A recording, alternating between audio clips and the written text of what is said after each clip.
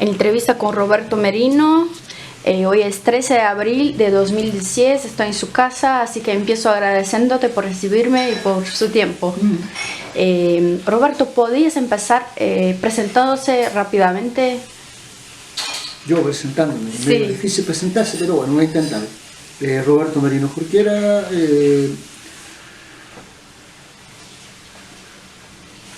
que hay preso, secuestrado en el cuartel Terranova, llamada Villa Grimaldi, hoy, en septiembre del 75.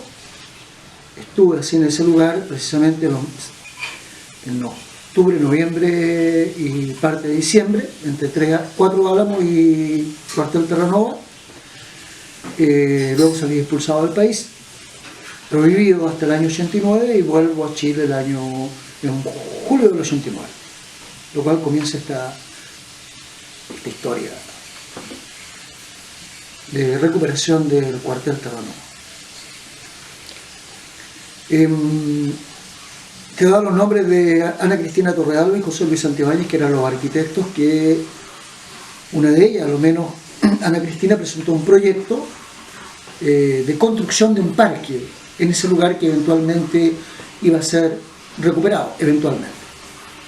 En el momento que comienza la discusión y las conversaciones, existía en el lugar una que se llamaba la Comisión de Derechos Humanos del Distrito 24 de la comuna de Ñuñoa y Peñalolén, porque está situado esto entre la comuna de... la Reina Peñalolén y Ñuñoa, que está al lado. Participaban personas de todos, de eso que se llamaba la Comisión de Derechos Humanos del Distrito 24. Eso en la década, empiezo de la década... Mira, normalmente, según ellos, comienzan a organizarse con más o menos el 87, 88, y no habían muchos ex. Tengo la certeza que participaba ya en esa época Amanda de Negri, que participaba ya con ellos, pero su participación era muy, comillas, no tenía mucha incidencia porque era muy minoritaria, era una de las pocas que participaba, pero que participaban en las actividades que se realizaban al exterior, que llamaban velatones, denuncias, etc. Y otras personas que estuvieron así, en ese proceso de construcción del distrito, de la Comisión de Derechos Humanos, estaba Coral Pei y Dante Donoso. Pero también trabajaban con otra gente de la iglesia, con la pastora Rojas, recuerdo el apellido de una, con Roberto Guzmán, que es otro sacerdote que ya no está en Chile, que debe estar es decir, que este núcleo estaba conformado por distintas personas que estaban vinculados al proceso eran cercanos familiarmente o militantes políticos de distintos sectores, fundamentalmente de la izquierda, que promovían esto de denuncia y que no se planteaba lo que era la recuperación. Estamos hablando del año 89, ¿no? Volvemos al año 89 y nos empezamos a juntar los ex, sabiendo que, porque sabíamos, nos habíamos juntado anteriormente en estos viajes que uno realiza en Europa o en los lugares del exilio, por distintas razones, y así, nunca así se nos pasó por la cabeza a ninguno de que íbamos a integrarnos para recuperar algunos de estos sitios, estos lugares. Nos encontramos con eso, cuando nos piden que por qué no integramos la comisión, porque le daríamos más fuerza, etcétera, etcétera. Bueno, y hay un listado de compañeros que, no muy masivo, digamos, no muy masivo, pero estaba Patricio Bustos, Ricardo Froben, de los recuperadores, Carlos Aires, Elías Padilla, muy pocas mujeres.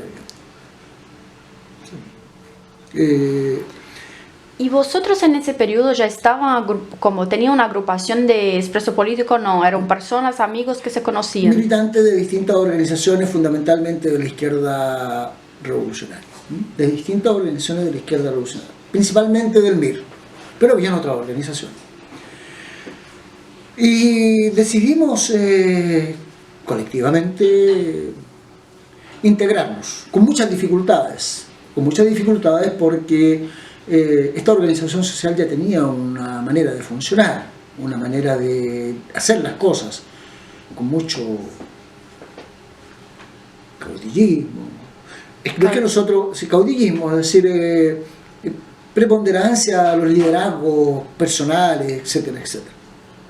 Lo cual a nosotros nos molestaba un poco, no es porque viniéramos traumados con la democracia, ¿no? Sino simplemente que pensábamos que no era un buen ejercicio, porque ellos ya tenían la idea de hacer un parque. Hablas de la comisión de la Reina y Peñalolén. De esa comisión de derechos humanos donde participaban estas personas. Ya tenían una idea de un parque, sin mucho contenido, digo, un parque, recuperar el lugar para un parque.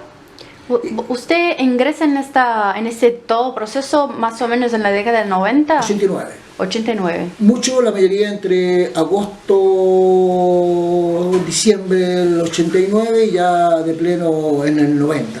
Pero eso es un proceso que dura 92, 93, 94 hasta la apertura. Cuando decimos la apertura, la apertura es que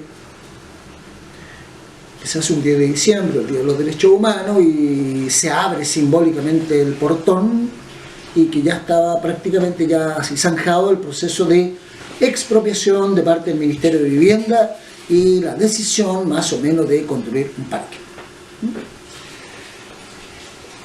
Con muchos conflictos. Cuando decimos muchos conflictos, no había ninguna certeza que esto,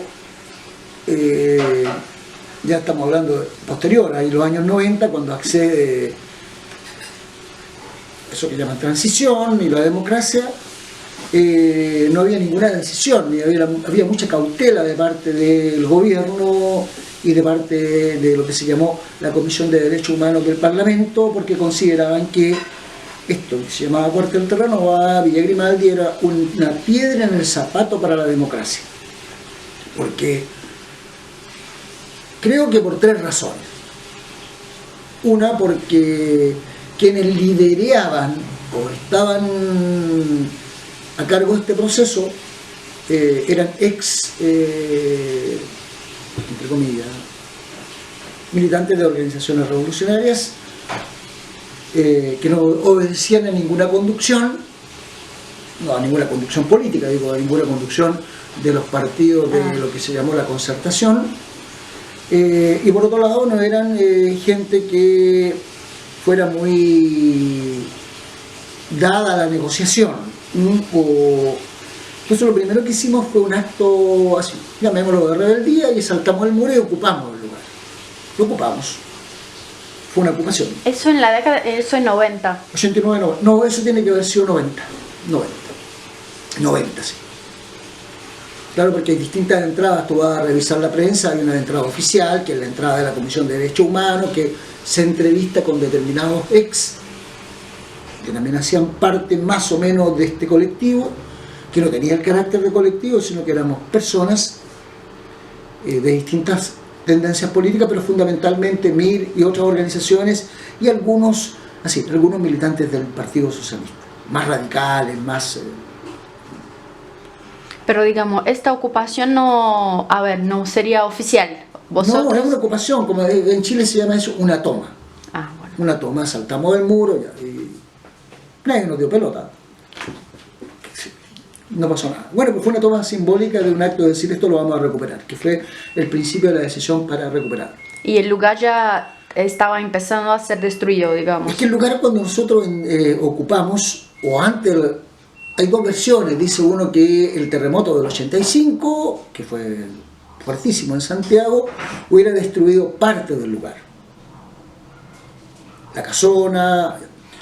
Y ahí empezó un proceso de robo de parte de los militares o de la CNI ya en esa época, y empezaron a vender todo como así, de esos edificios que destruyes, lo que no tenía mucho valor, y ellos recuperaban. Cuando decían recuperaban eran las estatuas, bancas, la madera, bueno, todo era una mansión de la época, con mármol de Carrara, bueno, etcétera, etcétera.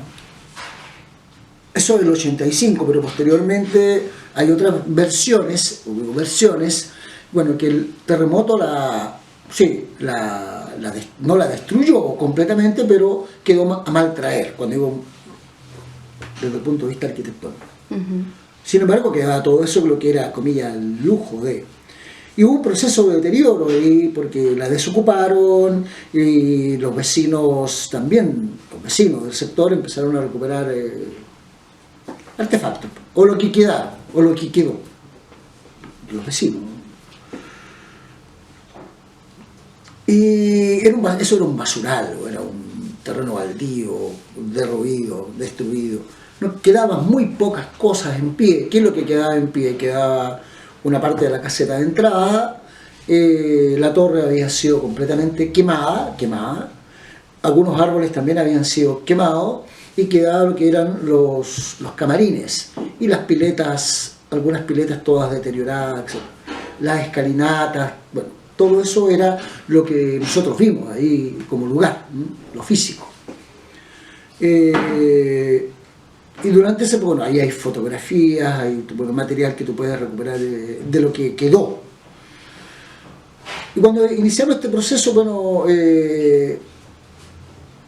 teníamos varias dificultades. Una, que no hacíamos parte del aparato del Estado.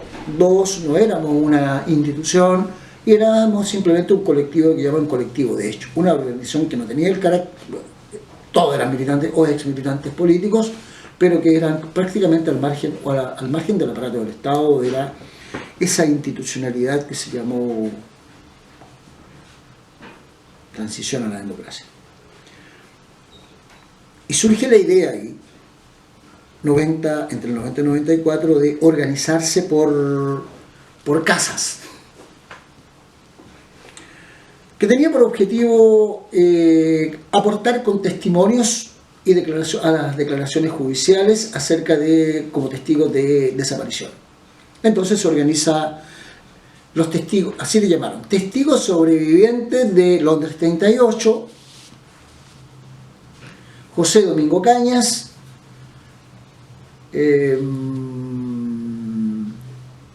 Vendasexi y Villa Grimaldi.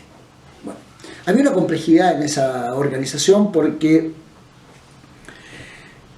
éramos los mismos, claro, porque dadas las características es que muchos pasamos desde Londres 38, trasladados a Villa Grimaldi, a Cuatro Álamos, o algunos procedían de Vendasexi o procedían de José Domingo Cañas.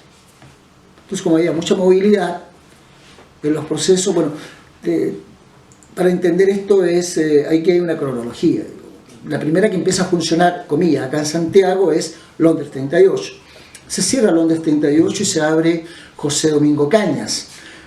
Paralelamente o al mismo tiempo se abre Vendasexi y la Villa Grimaldi o Cuartel Terranova comienza a funcionar normalmente, así con prisioneros o secuestrados, el 1 de mayo del 74. 1 de mayo del 74 es el primer testimonio fehaciente, digo yo, que nos permite decir, bueno, sin embargo había ya sido utilizada. Y como los milicos son muy ordenados, ellos son muy ordenados, tienen una bitácora, tienen que hacer todo un procedimiento para ocupar eso con, qué sé yo,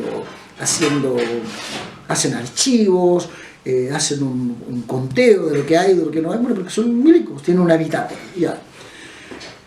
Todo esto te lo cuento para entender el proceso, porque todo eso aportaba a los procesos en curso de detenidos, desaparecidos y ejecutados en ese lugar o en otro lugar, o que habían pasado por ese lugar, o que fueron traídos a ese lugar, hombres y mujeres, de distintas organizaciones, MIR, LN, Liga Comunista Chilena, Partido Socialista con sus distintas fracciones o tendencias, Partido Comunista homogéneo, y otros militantes de la izquierda cristiana, MAP, que eran militantes de la Unidad Popular y fue la Unidad Popular, y también militantes demócratas cristianos que no hacían parte de la Unidad Popular. O sea, el conglomerado era, comillas, heterogéneamente desde el punto de vista político.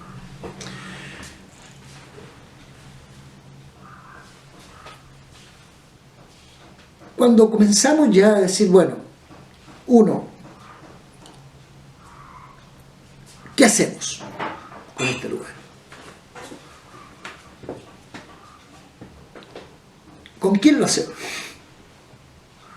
¿Qué idea tenemos cada uno de nosotros en nuestras cabezas a propósito de él? De verdad que no había unos más que otros u otras que habíamos vivido en Europa. Teníamos la experiencia de haber convivido o habernos relacionado con los sobrevivientes de presos políticos en Europa, fundamentalmente Alemania, Francia y Bélgica, que eran los tres lugares donde habían, y que ellos tenían una asociación o una organización que se llamaba Front Rote, que es Frente Rojo, que es el Triángulo Rojo. Y ellos tenían una asociación, cuando digo una asociación, un colectivo, y que hacían distintas actividades. Y para algunos de nosotros, ellos siempre el mensaje decía, bueno, ustedes tan jóvenes, en relación a ello, hagan, escriban, bueno, etcétera, etcétera. Y en estos colectivos también participaba Jorge Semprún, concentracionario, y otros, bueno, que después tuvieron más relieve y que fueron parte de distintos procesos políticos, pero era más o menos la conocida, y son a partir de ellos que pensábamos decir, bueno, y otra gente que estuvo en Alemania, que visitó toda la estructura de los campos, entonces venía con una idea de lo que fue eso que llamamos nosotros la experiencia concentracionaria. ¿Ya? Bueno, y después como volvíamos a Europa y después ya estábamos metidos en esto, empezamos a informarnos más acerca de, y otras lecturas de concentracionarios, no solamente Primo Levi o Semprún, David Rousset, bueno, otros, cuando digo otros, y otros trabajos que se habían realizado de investigación que era muy efímero en Europa, es decir, esta fiebre, comillas, memorial, comenzó años 86, 90, en Europa estoy hablando, de la experiencia europea. Y que ahí hay yo diría una especie de connivencia con la experiencia latinoamericana, bueno, a propósito de los fascismos, discusiones políticas, bueno, tiene que ver con esa dinámica que repercute así, yo diría, efímeramente en este proceso, excepto, digo, por algunos de nosotros que estábamos ya en esa lógica. Roberto, ¿y en ese momento de presos políticos tenía muchos que eran exilados o la mayoría eran exilados, estuvieron exilados en Europa, acá en Chile? ¿Qué parte de los recuperadores? De los recuperadores todos pasamos por Europa, todos. Estoy hablando de lo que llamamos los recuperadores. Después se van integrando, progresivamente se va integrando gente que estuvo en México, en Venezuela, algunos en Estados Unidos, progresivamente. Pero yo estoy hablando del periodo 89, ya voy a decir 92, 93. Porque cuando ya sale el decreto de expropiación, bueno, ya había certeza de que el lugar debe tener alguna destinación. Y necesariamente había que organizarse lo que se llamó en una fundación o una corporación. Y aquí se tomó la opción legal de una corporación. Una corporación que tenía distintos objetivos, tú lo vas a ver en la escritura, etcétera, etcétera. Y uno de los objetivos era construir un sitio de memoria. Ese era el objetivo. Ahora, cuando te digo que eran dificultades, bueno, organizado por distintas casas, pero normalmente todos participaban, o todas, o la gran parte participaba en este proceso que llamamos recuperador. Y se produjo así, paralelamente, un conflicto, comillas, un conflicto con la Comisión de Derechos Humanos del Distrito 24, que era más heterogénea, donde había más vecinos, algunos familiares, pero que tenían esa, así, y lo digo muy entre comillas, esto de el hecho de haber estado ahí, que le daba otra característica, ¿no? Y que yo creo que si uno lo mira hacia atrás, críticamente, cometimos un error de haber zanjado tan fuertemente eso, y que, comillas, le entregaba una autoridad política, moral a los otros que hubieran estado ahí, más que a los familiares, más que a los... Entonces los recuperadores eran un grupo, yo no diría más de 10, cuando digo recuperadores, los más activos. Después había un núcleo más amplio y se actuaba por asambleas y era muy, comillas, democrático, sí, bastante democrático. Pero las decisiones había que tomar.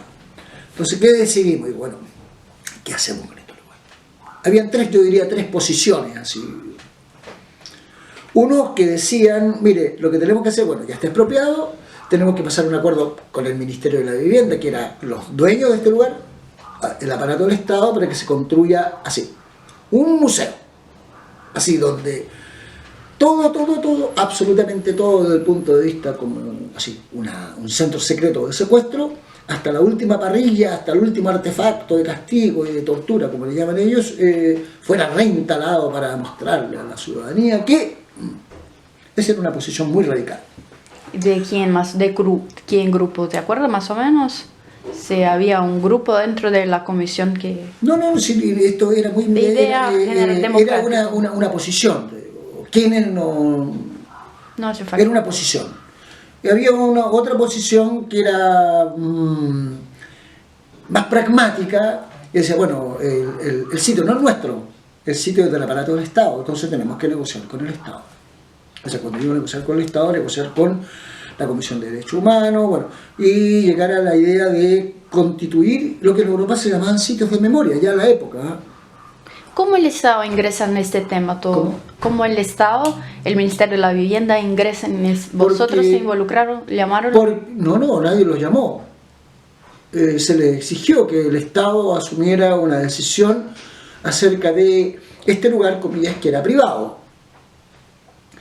Que, así, hipotéticamente, la Lina, cuando lo compra, hay un acto de compraventa, hay una escritura, sea simulada, forzada, pero hay una escritura que el dueño, el último dueño, se lo vende al general Contreras. Luego, cuando se disuelve la Lina, la Dirección Nacional, y pasa a la CNI, hay un traspaso. Y el último director de la CNI realiza ese acto de venta a su cuñado. Ya. Entonces estaba en manos de privados. Era una propiedad privada. Y en Chile, que son muy respetuosos de la Constitución, de esa, la del 80, la de Pinochet, nadie puede el aparato del Estado no puede expropiar si no es por causa de utilidad pública, pero indemnizando económicamente a los expropiados. Y esa era la discusión. Eso es lo que había que hacer legalmente, no había otra posibilidad. Entonces el Ministerio de la Vivienda, ¿por qué no se podía aprobar acerca de la licitud o la ilicitud de? Porque el último dueño, que estaba vivo, nunca dijo nada. Entonces cuando digo nunca dijo nada, me dijo sí y no. Y siempre quedó en el mito popular que había sido una venta forzada, le habían puesto una pistola en la cabeza y que su hija había sido y su familia. No hay elementos de hecho que nos puedan llegar a verificar esa situación.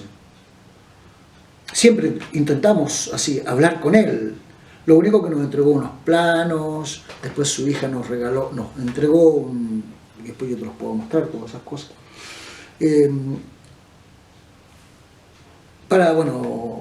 Solamente lo que le interesaba a él era esto, era decir, sí, fue mía, pero no sabemos si fue forzada o no forzada, pero eso tampoco nosotros lo podemos decir así, te estamos diciendo lo que fue. Lo cual provocaba dificultades con el Ministerio de la Vivienda, porque si era una venta ilícita podría haber dicho, esta es una venta ilícita, no, pero él nunca declaró.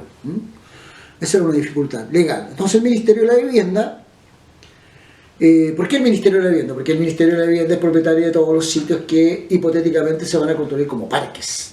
Entonces, como estaba la idea detrás de parque, y bueno, ahí surge ya la idea del proyecto de Ana Cristina con José Luis Santibáñez, es la idea de un parque, que no tiene nada que ver con un museo, que no tampoco es la lógica de un sitio de memoria, es un parque. ¿Qué fue la primera idea que apareció? No. Si la primera idea apareció en esta propuesta era un sitio, un museo, bien radical, un museo con todo. Ya, primer problema, no habían dineros para. Pero tampoco el aparato del Estado estaba dispuesto a decir, oye, no podemos instalar un museo porque lo estamos reservando para la señora Bachelet en el año 2000. No había esa lógica. Y que era la primera experiencia de recuperación de verdad en América Latina, entonces tampoco teníamos otras experiencias que nos permitieran decir, bueno, ¿qué debate podemos desarrollar? Bueno, la cosa es que Entre medio también había una posición bien pragmática, decíamos, bueno, lo que podemos hacer es, si está la idea de parque, lo que podemos hacer es un poquito parque y un poquito de memoria, o más memoria que parque. Y otro que éramos más radicales en otro sentido, decía, mire, lo que necesita, ¿qué es lo que necesita esta comunidad? No es como ahora, no había nada, absolutamente nada de lo que existe hoy día desde el punto de vista de áreas verdes, etcétera, etcétera. Y pensábamos que había que ser, no un parque, sino un sitio donde tuviera algunos íconos que esto pasó en este lugar. Que no se convirtiera en ese lugar de un rito sagrado, memorialístico, donde, así como una especie de monumento a las víctimas, pero que tuviera así canchas de fútbol, un centro deportivo donde la gente pudiera, bueno, pero aquí esto, bueno, pero tiene una utilidad a la comunidad, porque era sitio fiscal. Y entre medio estaba esta idea de parque, ¿no? O sea, habían tres posiciones: museo, parque y parque, pero parque, de verdad. Y que no le queríamos llamar parque tampoco. Había que buscarle un nombre, así que fuera un lugar como ese sitio. Y nunca dijimos sitio de memoria tampoco. No estaba esa idea. Es un sitio que tenía determinadas características, que ahí, bueno, había que reconstruir algunos íconos para decir, bueno, porque tenía otras características ese sitio o ese lugar. Después, todo esto es producto de las investigaciones, que ya son más investigaciones en el área de las ciencias sociales, científicas, no en el área judicial, derecho humano, bueno, que contribuyen a los procesos también de búsqueda de la explicación para la comprensión, que no tenía nada que ver con las lógicas victimizadoras. Entonces, nos encontramos con esta situación de decir, bueno, primer acto, habíamos ocupado, ¿eh? ¿Quién sabe eso? Bueno, los que ocuparon y otra gente que estaba preocupada, ¿qué pasa con ella? No pasó nada. Luego vieron la entrada de la Comisión de Derechos Humanos oficial, ya con algunos que ellos, comillas, porque tenían el carácter de víctimas paradigmáticas, nosotros decíamos que eran los superstars, que daban sus declaraciones en la prensa, muy cercanos a la concertación, y tenían nexos y vínculos con, bueno, ellos aparecieron y entraron, nos saltaron el muro, abrieron la puerta. Perdón, concertación. Es Partidos por la Democracia, es lo que se llamó la concertación, donde estaban los partidos PPD, PS, Democracia Cristiana, Partido Radical. Eso es concertación. Y después, bueno, supimos que muchos de ellos después pasaron a integrar los partidos de la concertación,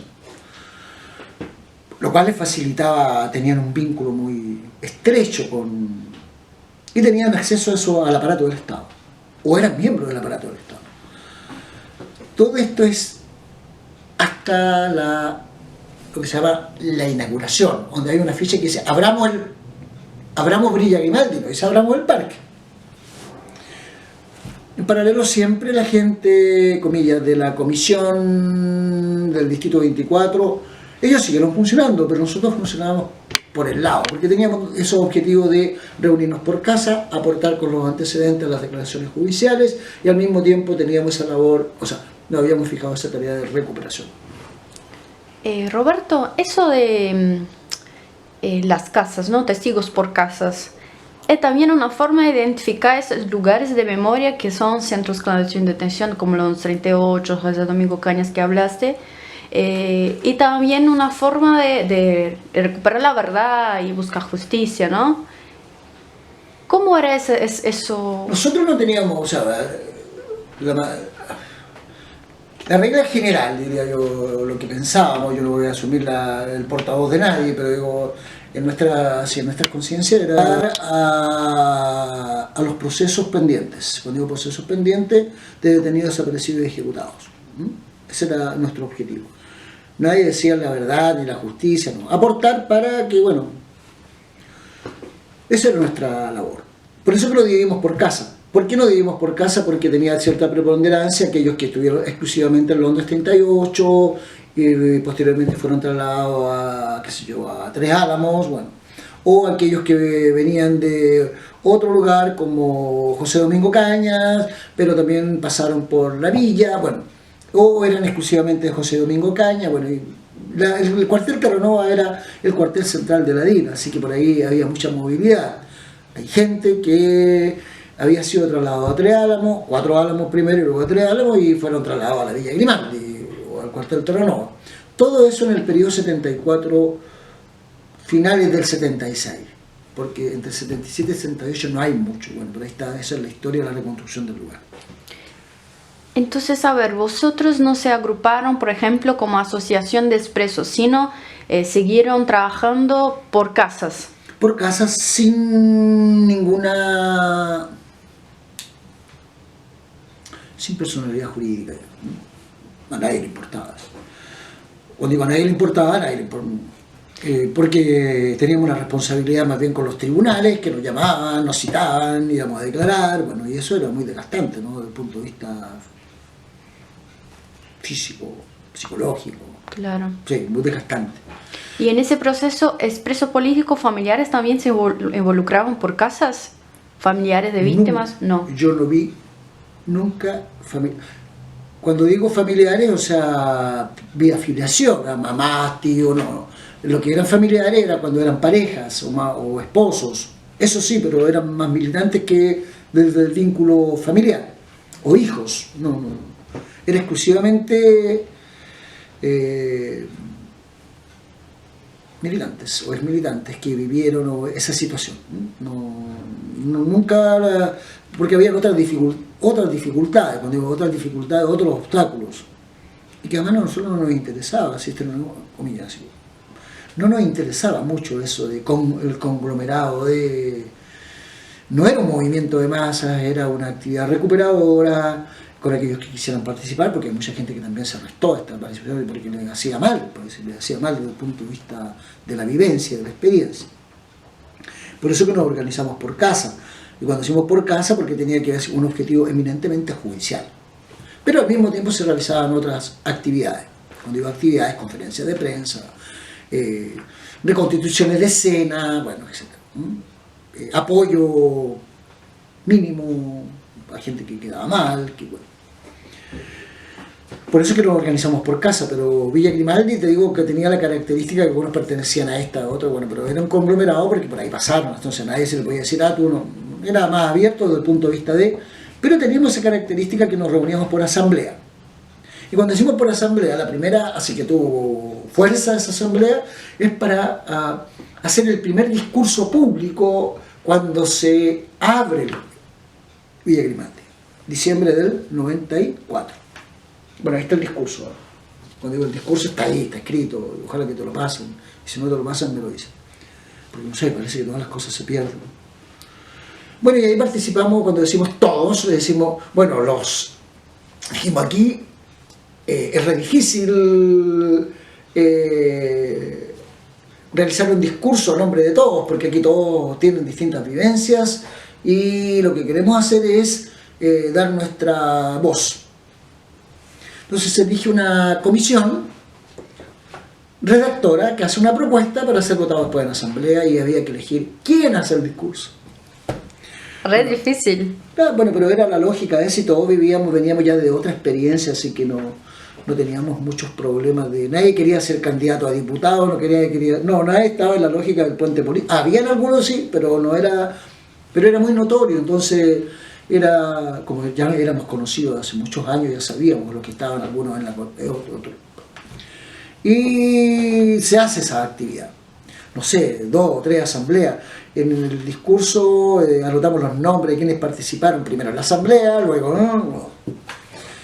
Y se inicia una cosa que es muy interesante, que es contactar a la mayor cantidad de gente posible, contactable, para que votaran eso, y también pensar que había que, porque nos pedían que hiciéramos parte del proceso de constitución legal de la corporación.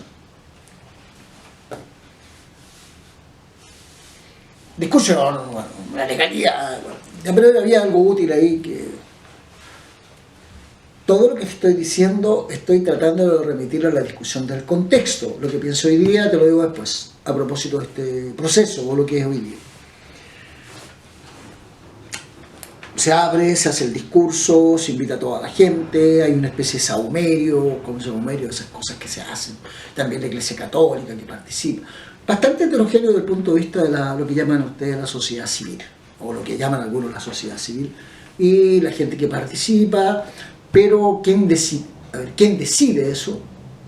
Así, en último término era ese grupo que se constituyó los recuperadores, con nombre y apellido. Es un 94.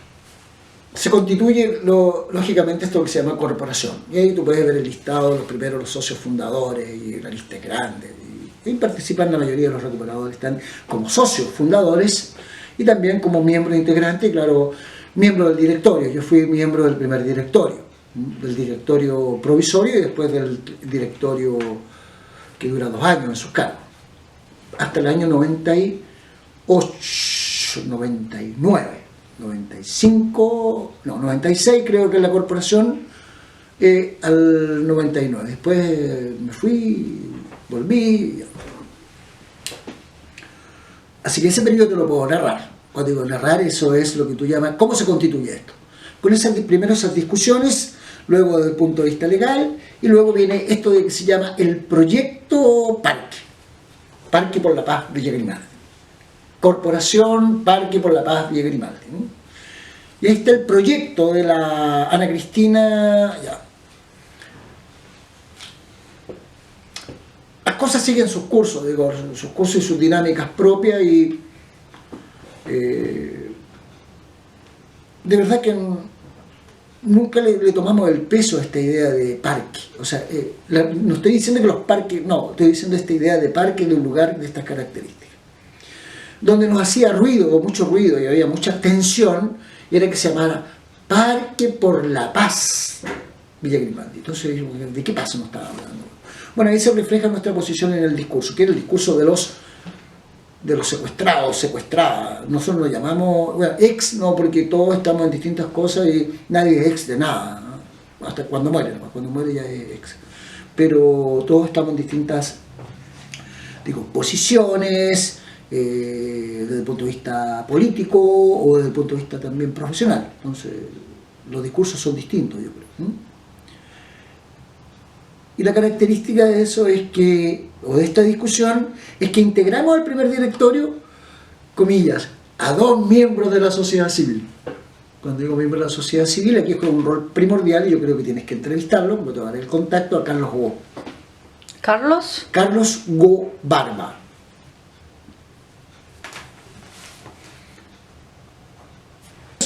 Que cuando digo nos acompañó, era el único que no había estado, pero él estaba relacionado porque era del lugar, perteneció al distrito 20, a esa comisión, y nos acompañó durante todo el proceso, y que era el único civil, digamos, el único civil, de eso que ustedes llaman sociedad civil, que no era ex, bueno, pero él nos acompañó durante todo este proceso, y que era alguien que fue el primer presidente de la corporación.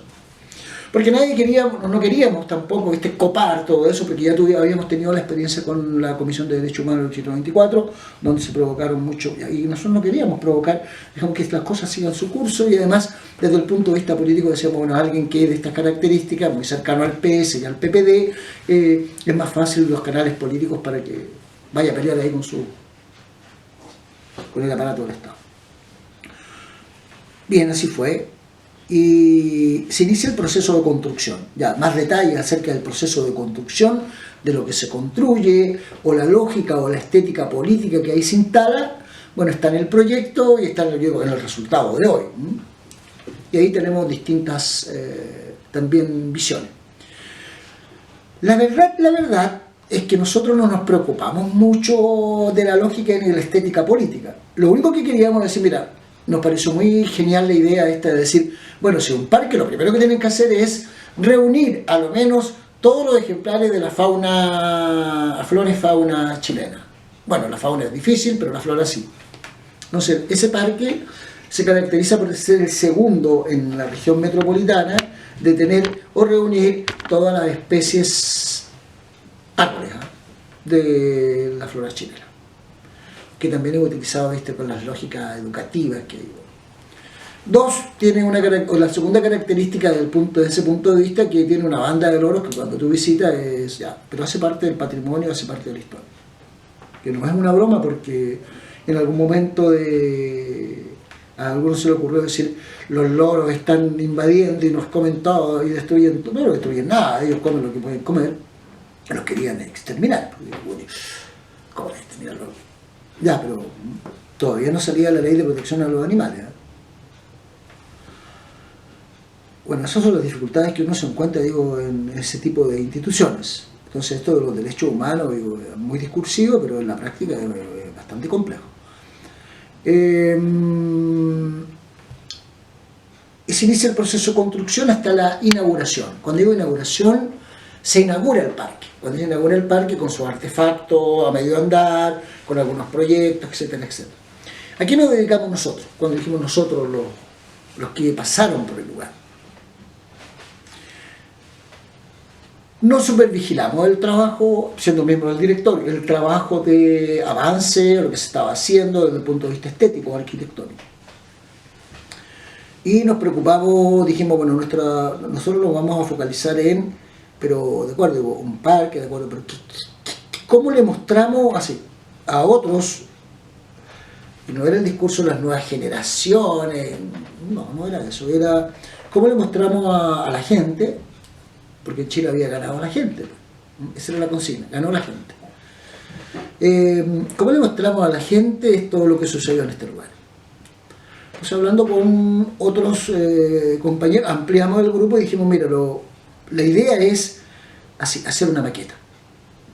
O sea que el día de la inauguración, de la apertura, hay un lugar y que se haga un recorrido diciendo, para no hacer el recorrido completo, porque ya todo se iba así, desapareciendo físicamente lo que fue el lugar. Y se conservaron algunos hitos, solamente porque esa fue la reivindicación, o lo que podía conservarse. La pileta o las piletas, las gradas esas de piedra, que reciben un nombre acá en las zonas cordilleranas, que son de contención, la piscina, la piscina y los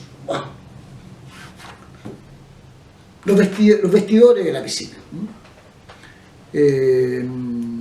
la pileta de agua. Después descubrimos un lugar donde era un lugar de detenido. Bueno, todo después se fue reconstruyendo, que servía para retrasar las características de este cuartel. Entonces dijimos, bueno, una maqueta. Y tuvimos otras dificultades, pero eso lo trabajamos con José Luis, que era el arquitecto. Él se consiguió con los chicos de su universidad, que era profe de la universidad, para que hiciera la maqueta. O sea, una cosa es tener la idea y otra cosa es materializarla desde el punto de vista técnico. En este momento ya estaba listo y decidido que sería un parque, se llamaría Parque por la Paz Villa Grimaldi, ya estaba. Es que nosotros cuando votamos el nombre de la corporación, ya estaba el nombre de parque, y estamos a estar discutiendo.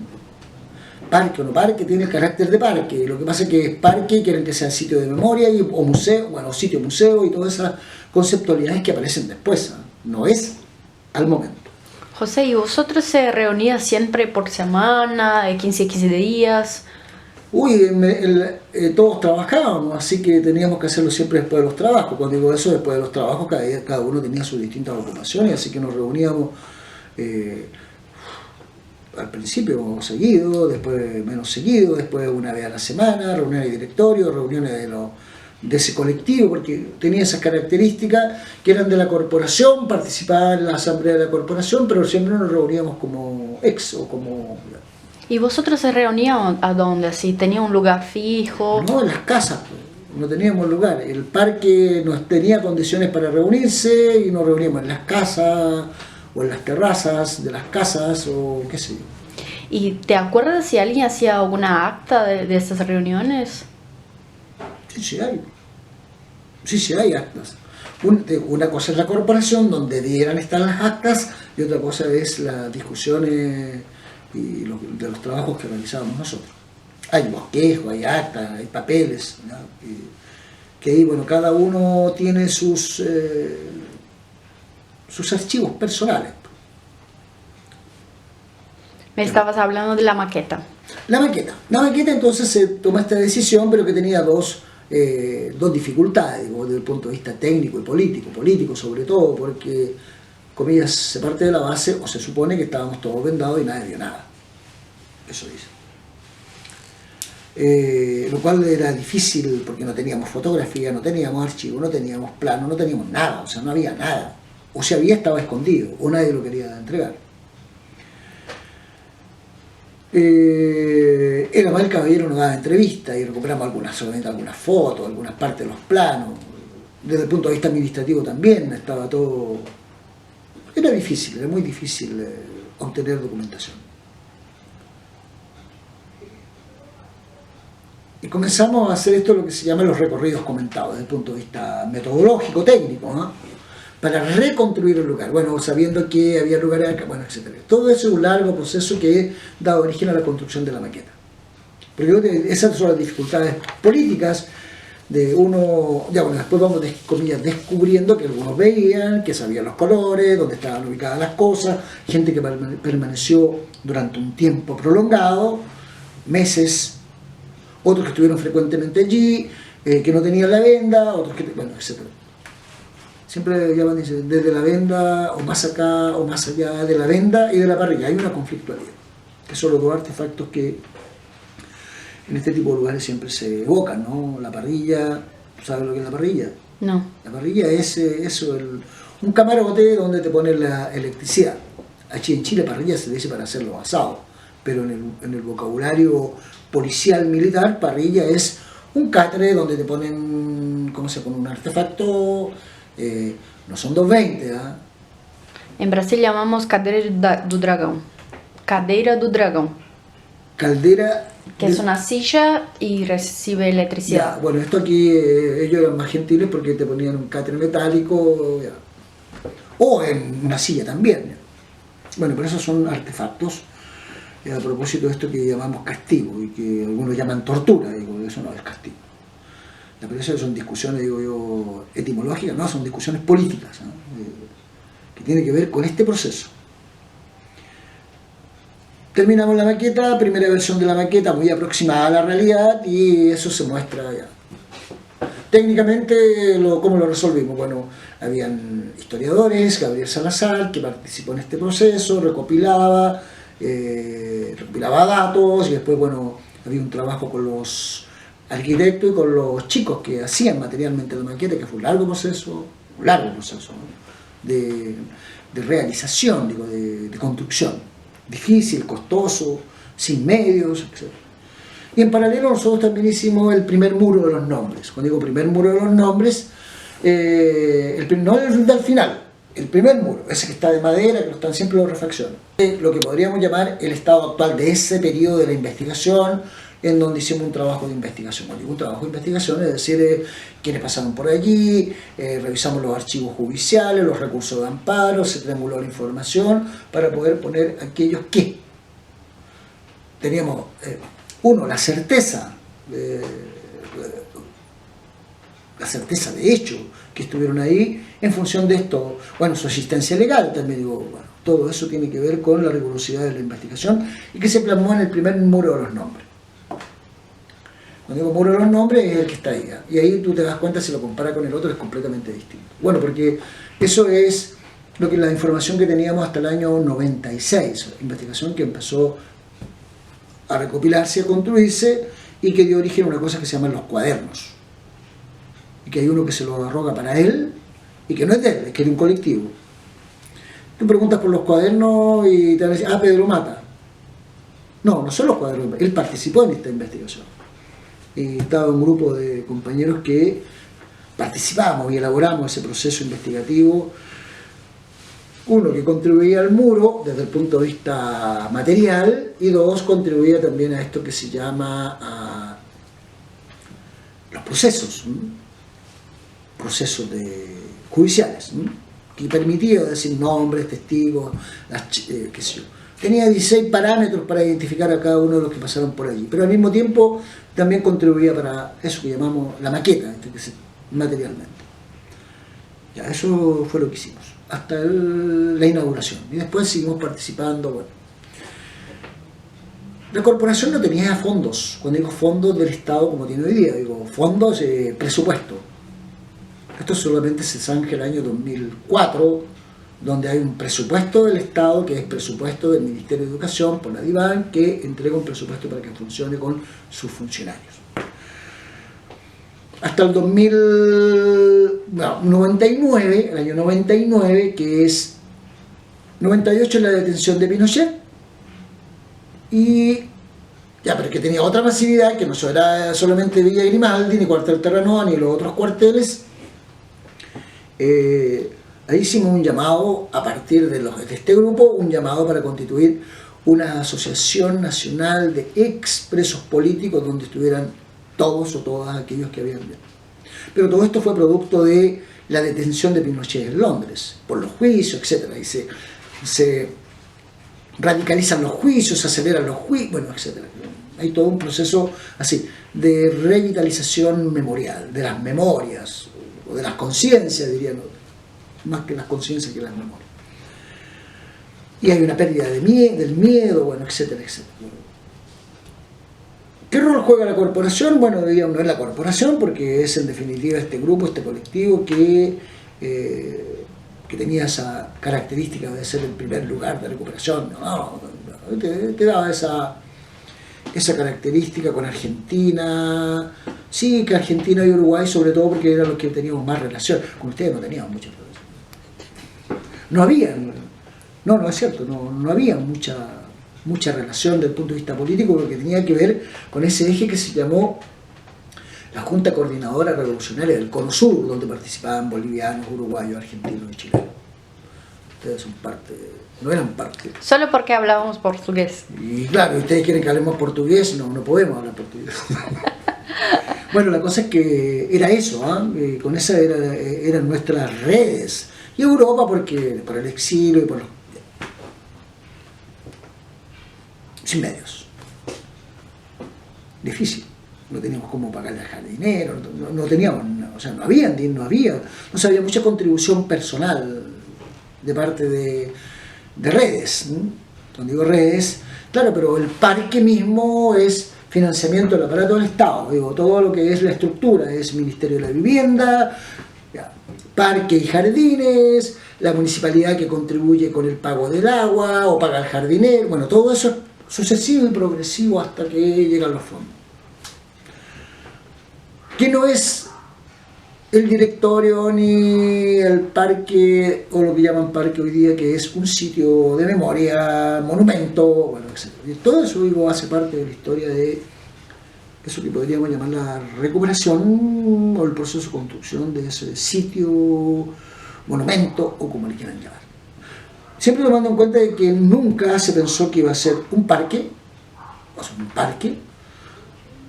o bien que iba a ser un sitio, museo, porque así se llama sitio museo, y que siempre estuvo en discusión acerca de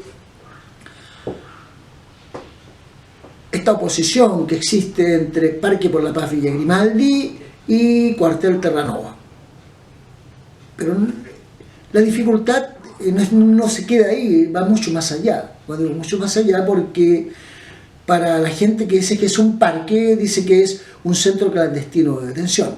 Y hay una discusión no jurídica, política.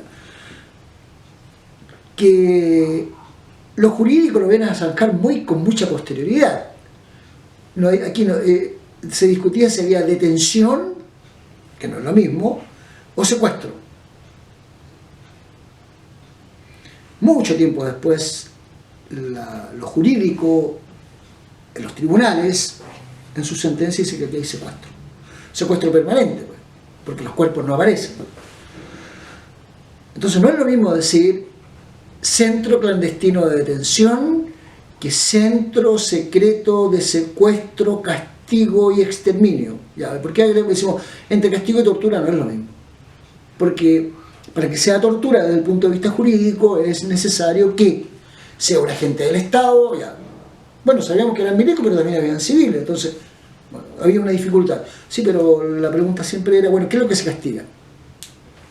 Materialmente. O ¿por qué se castiga?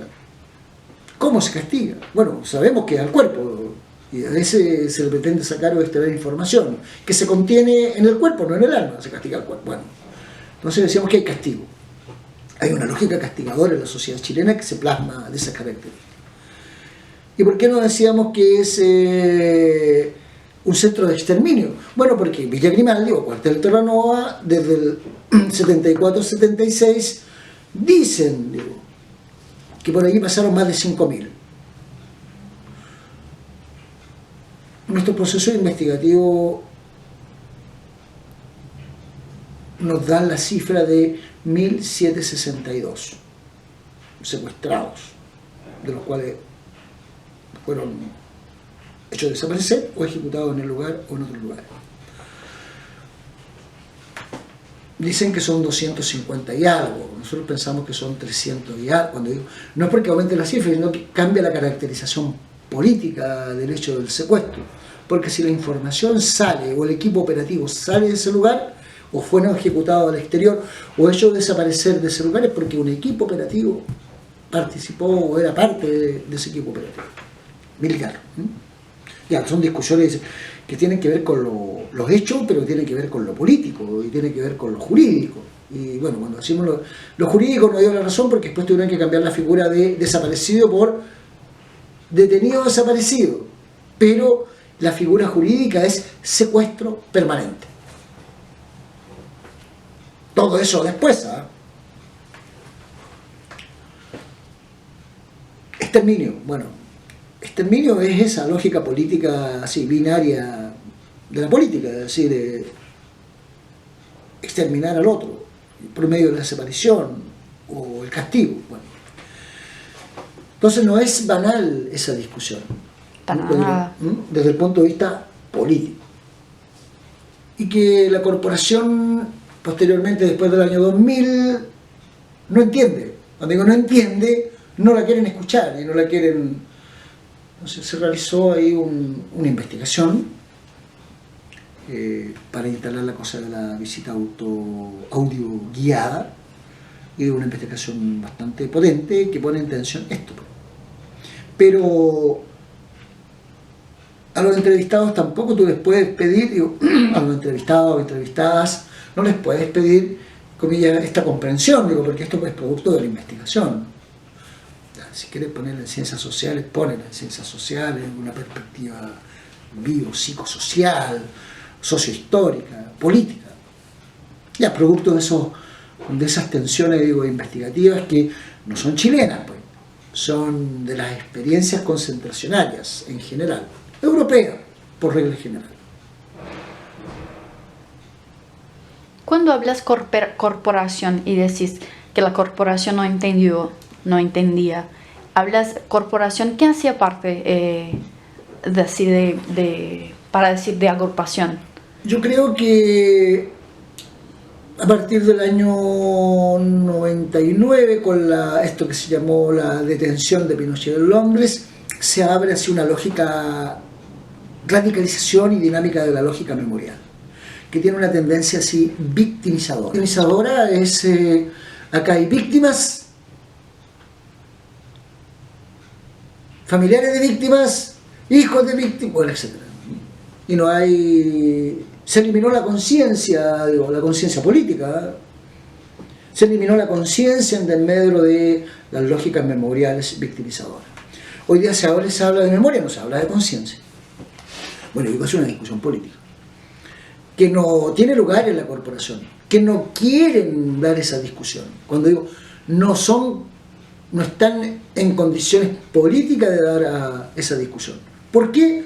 Porque trabajan con lógicas memoriales. Cuando digo trabajan con memoriales, esto se transformó en una empresa, pues, de carácter transnacional, porque existe un sitio de memoria y conciencia internacional, de la cual la corporación y otras corporaciones son parte de esta gran red.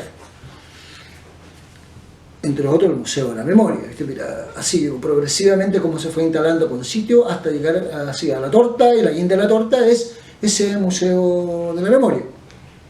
Entonces uno cuando dice en la reflexión política, pero ¿cómo musealizas la memoria? es incomprensible. Digo, sí, es comprensible desde el punto de vista de la lógica política, que quieren. Cuando digo procesos de museificación, estamos pensando que la memoria, o eso que se llama memoria, o conciencia, se petrifica, pues en muros, estatuas, museos. Y es necesario entonces ir a mirar el museo para comprender estas redes, o mirar los otros centros. Cuando digo otros centros, está el 38, que es un sitio, José Domingo Cañas, que es otro sitio, Venda Sexy, que han habido muchas dificultades para recuperar esa casa, pero hay un grupo, un colectivo que trabaja por recuperarla, para convertirla en otro sitio, y a lo largo de todo Chile te encuentras con estatuas, calles, memoria, pura victimización, sin comprensión acerca de lo que pasó o lo que sucedió políticamente. No hay eso. Entonces, ¿qué es lo que pasa? Es que hay una lógica victimizadora y que se traduce y que se transmite de padre a hijo. Bueno, eso tú lo sabes porque has visto eso, todo ese proceso, me imagino que en los 3 lugares que has visitado. Y en Argentina tienes hijos, en Brasil me imagino que debe haber procesos semejantes, en Uruguay, bueno, etcétera, etcétera. Por eso que hay una red latinoamericana, pues, donde no prima la conciencia, digo, prima la memoria. Pero hay un debate político acerca de qué es la memoria y qué es la conciencia. Se obnubiló la conciencia. O sea, pasó a la clandestinidad, la sumergieron y se impregna esta frase de nunca más. Pues tú sabes que todos los sitios dicen nunca más. Por favor, que alguien nos entregue una garantía firmada en alguna notaría, en alguna parte del planeta, que decir que nunca más. Sí, quizás, digo yo, pero en otras condiciones, en otras formas. Pero el objetivo siempre va a ser el mismo, ¿no? Exterminar al otro. Ya, pero como se abolió la lucha de clases, también se abolió la conciencia. Bueno, hace parte, digo, de la lógica política, que tiene que ver con la situación actual, que hay un absoluto desencanto de los ex o de los que participaron en este proceso de recuperación de no participar, o participan como ex, pero en la lógica victimizadora, pero no en la discusión y el debate político de qué hacer con estos lugares, o en la preocupación que había a la época de la recuperación. Claro, porque uno no puede decir, mira, nosotros no, era la dinámica que ocurría en ese momento a propósito de que nunca pensamos que se iba a convertir en un sitio, un museo. Así que hay esas discusiones que están pendientes, trabajos de investigación, y aquí todos están relacionados con esto, con la lógica victimizadora de los derechos humanos. Este proceso, digo, bueno, cuando una cosa es que participen los familiares y se han convocado, y bien, digo, pero los recuperadores, no es la sociedad civil, acompañó a la sociedad civil, porque ellos pensaban que, digo, ya, pero son las dinámicas políticas, es decir, asume la responsabilidad de aquellos que tienen que asumirla, y hoy día el resultado es que ninguno es ni candidato, ni diputado, o sea, lo hizo porque ellos pensaban que hacíamos campañas políticas muy cercanas a la concertación, o que nos reuníamos con la concertación. Estoy hablando de la sociedad civil, cuando es la Comisión de Derechos Humanos del distrito. Nadie pretende negar su labor política de masificar, de participar en este proceso de recuperación. Pero cuando los convocamos, digo, acompáñenos a tomarnos el lugar, no estaban. Pero es una locura, ¿no? Estábamos en dictadura todavía, porque eso fue el 89, tiene que haber sido por ahí por noviembre, o muy cercano a la fecha de las elecciones, porque la transmisión del mando fue en marzo. Tiene que haber sido diciembre, enero, pues. Hacía calor, no hacía mucho frío, entonces había que... Entonces yo creo que hay 3 hitos, así para comprender la dinámica. Uno es ese proceso anterior, del 86, cuando hay más movilización en Chile, más visible. La vuelta de algunos la ocupación o toma, la entrada oficial, la apertura y la inauguración del parque. Eso yo creo que es la primera fase. Y luego viene el proceso de cómo hacer vivir la corporación, cómo mantener los jardines, bueno, todas esas cosas que son materiales y que no había.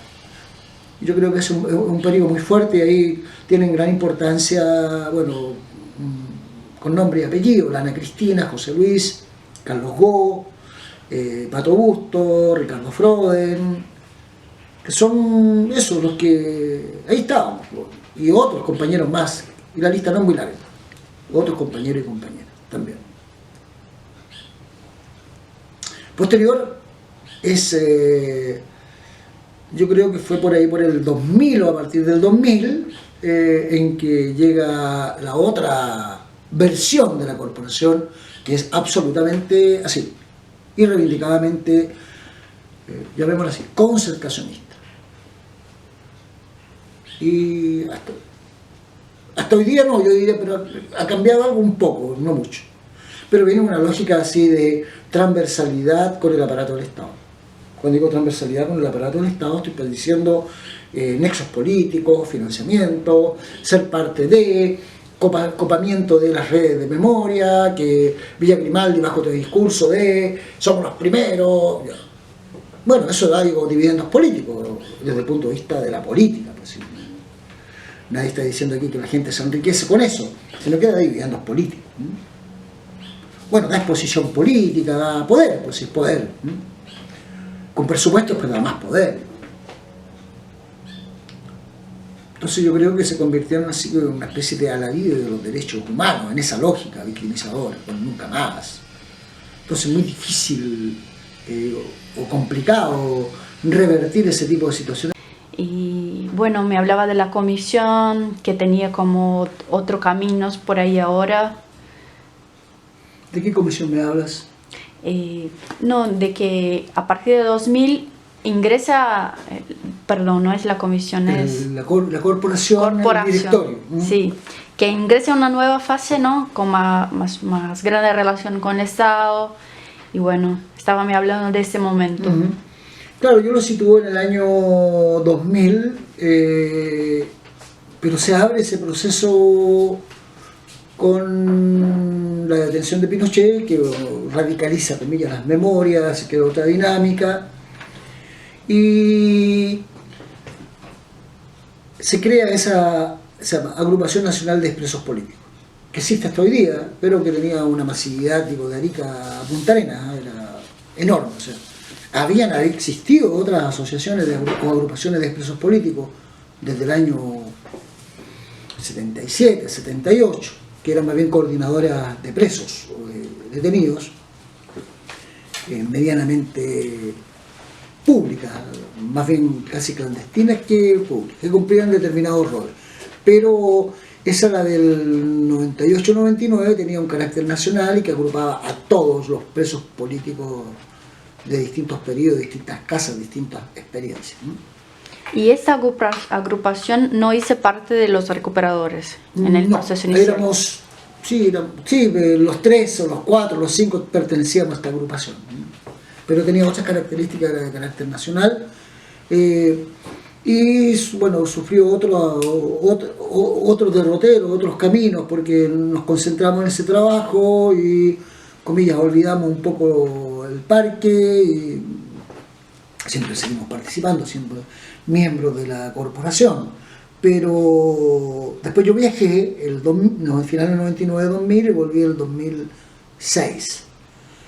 En ese intertanto no te podría contar mucho. Lo único que sé es que la corporación estaba en una situación muy complicada porque no tenía fondos, etcétera, etcétera, y sobrevivía en función de las posibilidades.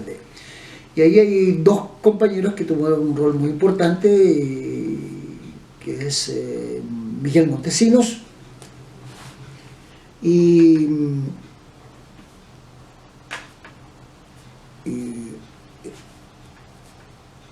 del Villar, Rodrigo del Villar.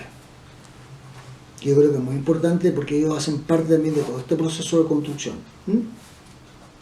Miguel Montesinos y Rodrigo del Villar. ¿Cuándo llegó la Margarita Romero? Yo diría que por ahí por el 2002, 2002. O sea, los directorios que trabajaban ahí, o los directorios que estaban constituidos, fue muy difícil el trabajo. Y jugó un rol primordial ahí la Ana Cristina y el José Luis, que ellos querían, o sea, a fuerza de voluntad, de pura voluntad, mantener la estructura del parque, la corporación, pero no habían fondos. Entonces, cuando digo no habían fondos, a partir ya del año 2004, creo que es el primer gobierno de la Bachelet, que comienzan a inyectar fondos a la corporación. Inyectar fondos que todavía no tenían carácter de ley, eran fondos, lo que llaman fondos reservados. Y ahí comienzan a ver, comillas, a profesionalizarse la corporación. Cuando digo a profesionalizarse, los directores no reciben honorarios, pero tenían equipos de trabajo, donde por ejemplo estuvo la Loreto López y otras, hasta casi al final del periodo de la Margarita Romero, que por la fuerza de las cosas, por los cambios de los estatutos, ella fue desplazada del directorio y asumieron otros directorios que eran de esa misma lógica, hasta el directorio pasado del año pasado, que cambió un poco la composición. A tal punto cambió la composición que nuestra batalla política era, es decir, que se integraran no porque fueran sino porque tenían otra mirada y que permitía otra dinámica y al interior como organización y también al exterior. O sea que ese lugar asumiera su rol político de lo que era, a propósito de lo que pasa hoy día en Chile. Pero con esas dificultades, con grandes dificultades, porque lo otro es, comillas, quedaron así situados en lo que podría llamarse, es lo que algunos llaman la memoria histórica, es decir, del 11 de septiembre al marzo del 90, y parece que en Chile no hubiera pasado nada, bueno, etc. Sí, pero han pasado cosas. Así lo podría caracterizar, cuando digo ese periodo, que obtuvieron cuestiones de carácter institucional, no cabe duda, digo, uno, el presupuesto, dos, la profesionalización, y tres, invertir para el mantenimiento de lo que es el parque, instalar una velaria, instalar ese proyecto, esa investigación, audioguía, instalaron una cosa que al interior del parque, el Museo de los Rieles, y otros proyectos que tienen más que ver con redes, pero siempre manteniendo la misma lógica, con una gran dificultad que uno no tiene como objeto, digo, la investigación, no. A veces con los investigadores, como tú o como otros que han venido, le han negado el acceso a los archivos o le han dificultado el trabajo. No sé, recomendación práctica, no le diga que va a dar mi nombre, solamente a una persona, porque si no es un problema. Cuando digo un problema, porque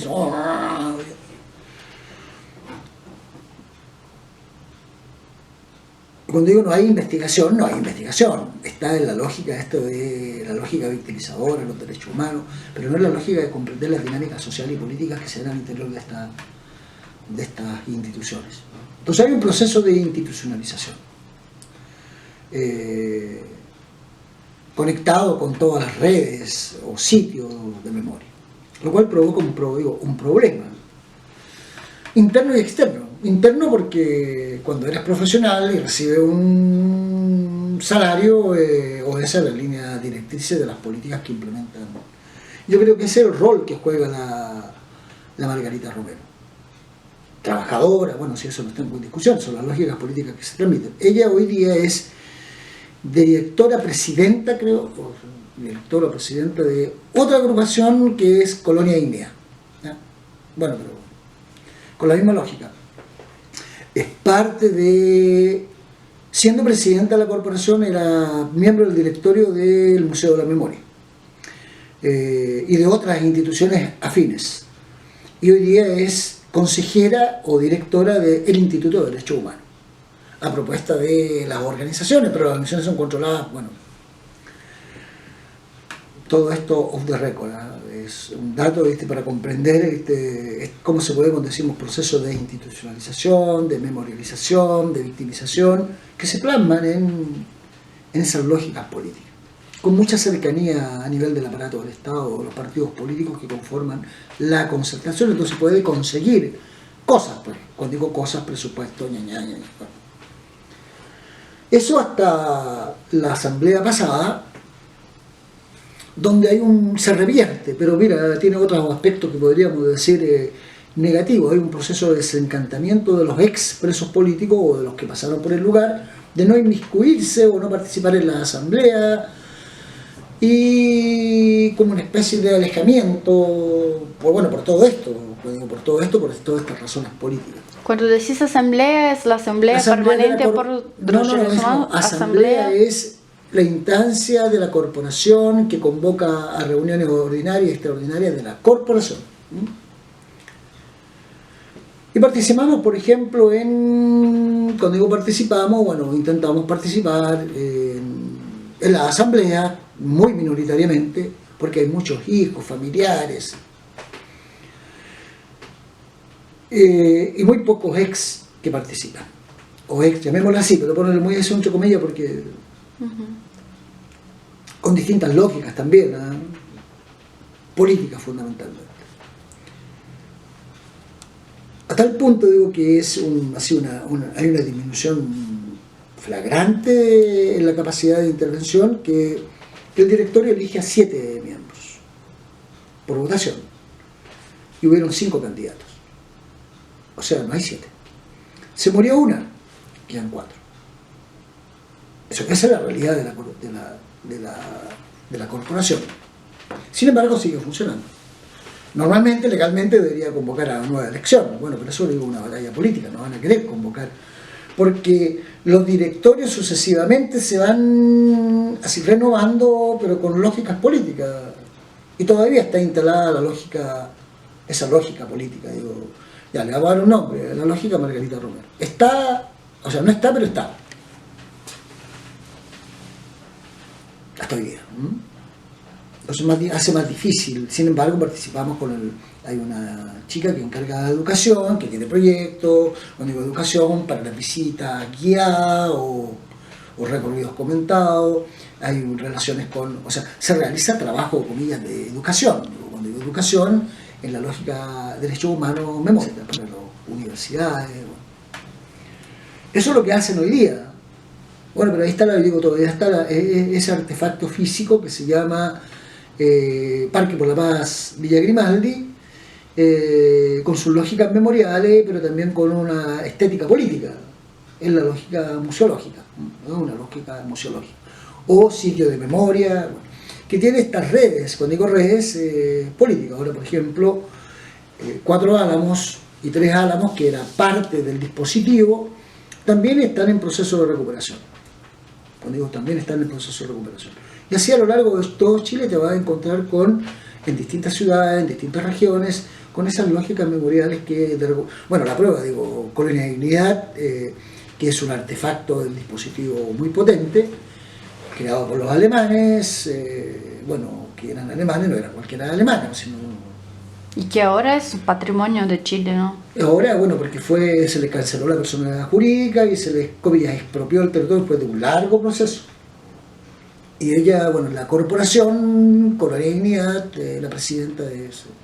Y ella se llevó a parte del equipo de Villa Grimaldi para allá.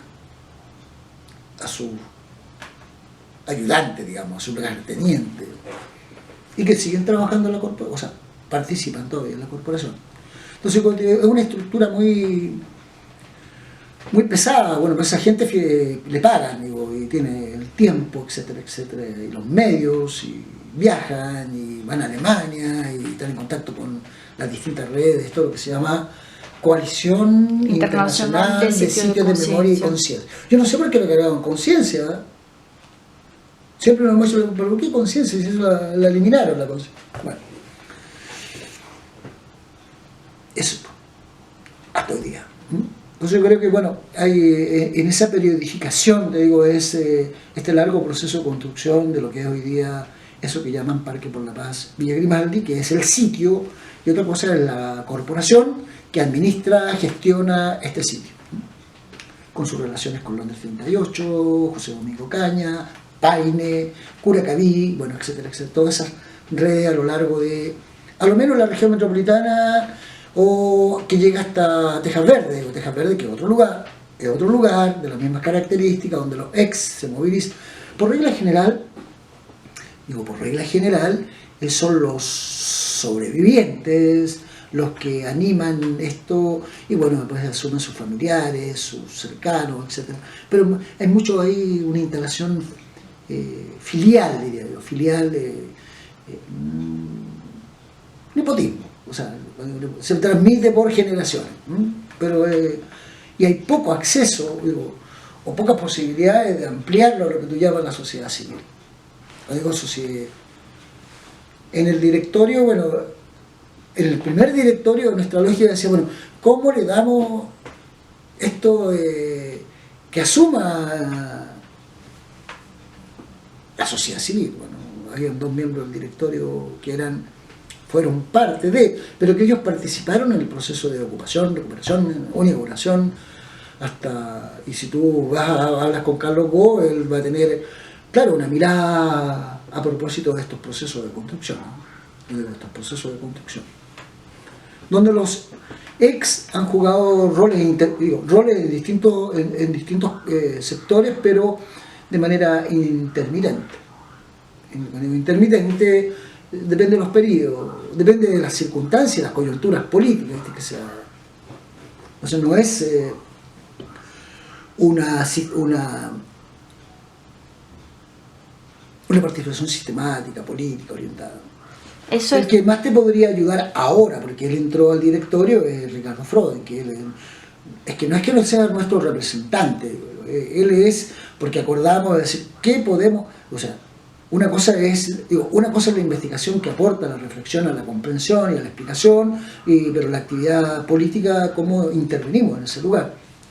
Con el objetivo de, a lo menos, cambiar las perspectivas. Claro, porque uno puede decir, mira, ahí está la investigación. No, aquí hay otro problema que es la acción política, y ahí, bueno, ahí estamos con dificultades de tiempo, cuando decimos somos más viejos, nos ocupamos de los nietos y tenemos otra vida, pues si no, y tenemos que trabajar además. Cuando digo trabajar, pues, para vivir. Entonces estamos ante esas dificultades. Y bueno, los familiares tienen mucho tiempo y están en la lógica memorial, victimizadora, que eso yo diría es otro como especie así de impregnación de las lógicas memoriales por sector de la sociedad. Una cosa son los familiares, otra cosa son los ex. A veces se da que son ex, que son familiares, bueno, pero está muy fuertemente arraigado desde el punto de vista de la moral y la política. Pues son familiares, son las víctimas, son los que han sufrido, bueno, etcétera, etcétera. Y ahí se provoca en definitiva también una división. Y no es por casualidad, digo yo, que si tú miras las instituciones hay muchos familiares, pero aquellos familiares activos políticamente, o en otras que no se da eso, y que en la Corporación Parque por la Paz se transmitía esa lógica. Amanda yo creo que era un caso especial. ¿Por qué era un caso especial? Porque ella tenía muy buenas relaciones con nosotros, desde el punto de vista político, ¿no? Su hijo socialista, muy radical, y ella también socialista. Entonces se daba esa... Amanda, el apellido. Deja recordarme. Esa que yo entrevisté, que vive en Peñalolén. Sí, la viejita viejita. Pero había otra conexión, el hecho de no apropiarse de esto de yo soy familiar de víctima, tengo el derecho y la propiedad de decir esto es, que se da mucho. Y por el otro lado también los ex que contribuimos a eso, digo, como sectorización, uno puede decir uno de los errores que cometió, no haber hecho así. Políticamente, haber mantenido esa institución, la Asamblea Permanente, así se llama, Asamblea Permanente por los Derechos Humanos, Distrito Peñalolén, la Reina Peñalolén, Distrito 24. Yo no digo que la quebramos, pero nos separamos, por divergencias políticas. Cuando digo divergencias políticas, no hubo ninguno de ellos que haya sido representante en el primer directorio. Sin embargo, algunos eran socios o socios. Tú miras el acta de constitución, que creo que la tengo por ahí, va a ver el listado de la mayoría que eran algunos así, figuras prominentes de los derechos humanos, abogados. Los abogados, bueno, se apropiaron también del punto de vista jurídico de esta... Sí, pero es así. Bueno, porque están en los casos y tienen conexiones, bueno. Pero, comillas, digo, no es una cuestión populista, digo, ¿verdad? Pero el pueblo, mira, viene a ese tipo de lugares cuando hay un acto, un artista, ya, pero eso, digo, hace parte de otra cosa. Pero no hay una toma de conciencia a propósito de esto de decir el por qué, el cómo, por qué fue así. No, que eso ya es una cuestión de carácter pedagógico, político, educativo.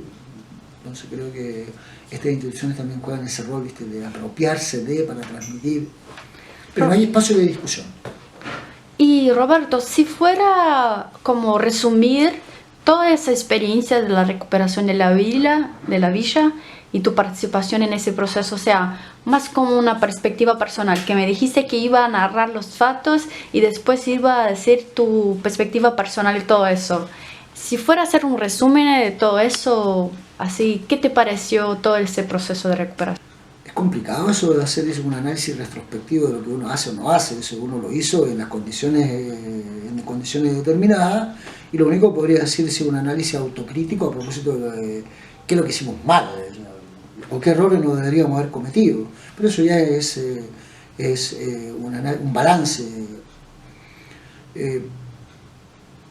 No teníamos idea, en primer lugar, así como hitos, que éramos el primer lugar que se iba a recuperar en América Latina. Hicimos porque había que hacerlo, pero estábamos guiados siempre por una cuestión de responsabilidad política acerca de lo que sucedió, y no porque hayamos sobrevivido, porque eso no lo decidimos nosotros.